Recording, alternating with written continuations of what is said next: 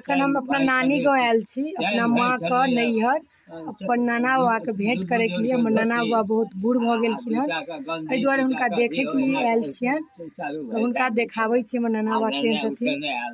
नाना बाबा किछो अहाँ पढ़ियो तो किछो पढ़ियो। हरिओम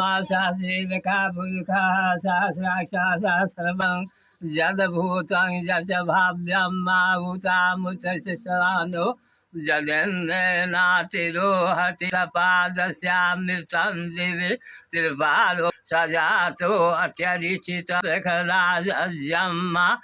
पशु सांचक्रे वायव्या नार यदुस्तस्मादजायत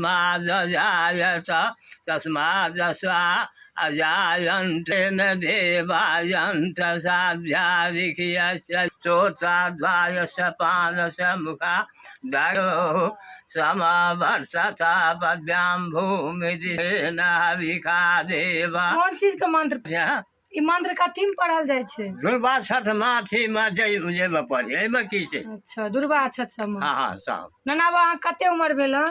हमरा हां हमरा उम्र हां हमरा उम्र कते भले 118 118 वर्ष के भ गेल य। हां देखिए 118 वर्ष के नाना बाबा भए गेलखिन हन, तैयो कतेक नीक पढ़ै छथिन। एको गो चीज बिसरलखिन अथिए नहीं सते अथी तोरा कहै छौ हे हे देखै छी अथी कथी हे ई अथी अच्छा हाँ से सब मौसम में नहीं अथी चले कत अथी 5 अथी को से आयल छल किओ ने बना देलकै तहन हमरा कहलहुँ। हम कहलिए सुन हम खेबो तबो हम तोरा से भरि दिन केरा खेबो। केरा नीक लगैया से कहलिए केरा खेबो, ओकरा जे कहलिए केरा खेबो।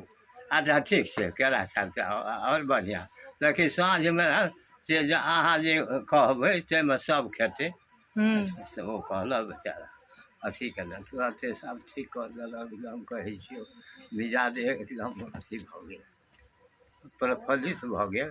महाराज की करबै।